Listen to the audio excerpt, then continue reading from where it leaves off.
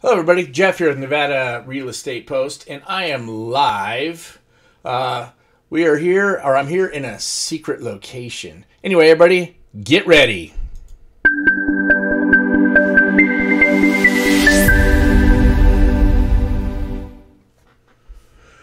So, on this episode here this week, I'm going to get a little political. And for anybody that knows me, you know I kind of stay out of politics. I don't like them. I don't like the evilness that happens in the politicians. I mean, aren't the commercials just absolutely ridiculous and crazy today? Anyway, but I did want to talk about Badlands Golf Course and the city council here in Las Vegas. I like to watch city council meetings. Now, you may think I'm kind of crazy, but it's something that I enjoy doing. In fact, my wife thinks I'm kind of nuts for it too. But anyway, I've been kind of following the Badlands Golf Course. Now, there's a gentleman that bought this golf course a while back to do development on it, and he was apparently, what I learned through city council meetings, was this property was zone 7-1 and GC. It's got a combo zoning. GC is golf course, 7-1 is 7 houses per acre.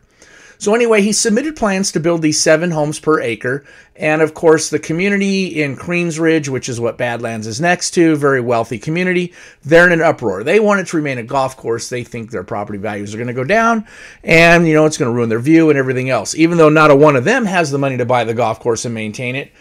Anyway, they think this guy should. The golf course was defunct. It was going bankrupt. It was going broke. So he wound up picking it up. Well, anyway, to kind of work with them, he decided he would change the zoning, going for a zoning change to 4-1 rather than 7-1. He would build 4 homes on one lot. This is what I learned from the city council watching it. Well, it has to go in front of city council to do this, and there's attorneys on both sides fighting now. Well, city council gets up there, and they're most of them are like, no, we don't think we should build houses there. It should remain a golf course. Well, the attorney for the city stepped up and said, look, this is already zone 7-1. He can come back. If you deny this, he can come back and do it at 7-1 and submit his plans, and we basically have to approve it. He still has to get FEMA flood certs and all that stuff because it is built on kind of a floodplain. So he still has to go through a more approval process, but at least the city part is done, and it could get denied down the road. The city could kind of punt it that way. But do they do that? Oh, no. They decide to deny it. It's done through a couple of council meetings. They postponed it till after holidays last year. They come back and they deny it all to him. Then they turn around and they deny the 7-1. Well, what the city attorney told him that would happen, and Bob Beers, the councilman that was up there at the time, said the same thing, that if it comes out to where it's denied because of the zoning, he could sue the city and force the city to buy the golf course from him at current value, which is millions and millions of dollars. So I hope the taxpayers can get out their money and pay for this, because that's eventually what it seems like may happen. But we move forward a little bit. Bob Beers, well, let me back up a little bit. The gentleman stood up there, the guy that bought it. He turned around and he said that he went to each of the councilmen's offices prior to buying this and asked them, hey, I'm looking at doing this. What do you think? This is what I want to do. They all agreed, thought it was a great idea. It's going to build more homes in the community. Of course, until the rich people find out about it. And since they're the ones that donate to their campaigns, next thing you know, they're against it. Sounds like typical politics, right? So anyway, now we have Bob Beers. He's off of city council. We have this new guy, Bob Coffin.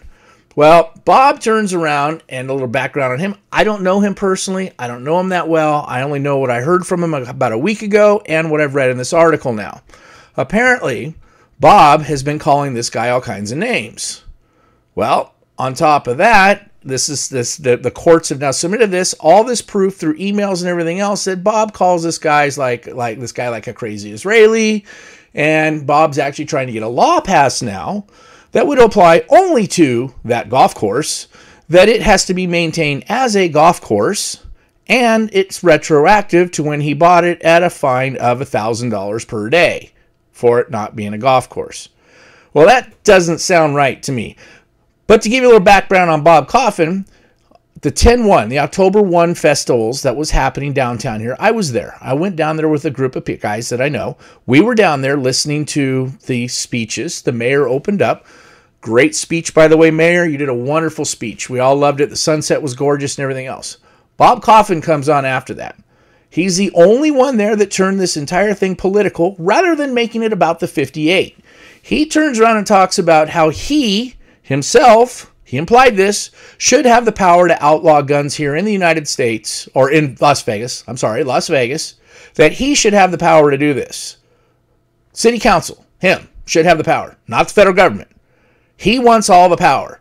Now he wants the power to hurt this guy on top of that by passing laws to change the zoning and retro all this law back on this guy.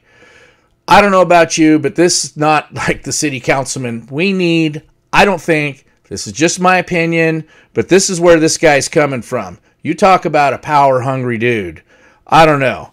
Anyway, I want to touch a little bit on housing too. Get off my rant, my soapbox about the Badlands golf course, but at least now you're updated on kind of what's going on with it. It's still under litigation. I hope eventually, I mean, honestly, this guy went to them. He asked permission. He did this. It was zoned for him to buy it. Legally, he should be able to build these homes. It should not have been blocked by these people that just live over there just because they have money and they want to hire attorneys to stop it. That's just wrong. We all know that's wrong. Anyway, housing market. We're looking at houses. Their inventory is rising. Hey, a lot of people are saying if you were thinking about selling your home, now's the time to do it because our inventories are going up, our sales numbers are going down, our prices have gone stagnant. If you're thinking of buying a home, we're seeing interest rates go up. They're continually going up, and they're suspected to continue to go up. So if you're looking at buying, jump in there before that comes. You can see my phone number somewhere up in here. I can get it. Yep, I can get it right there. So anyway, like I said, get off my soapbox, a little political rant going on here. I usually don't get political, so I'll apologize to anybody who thinks otherwise.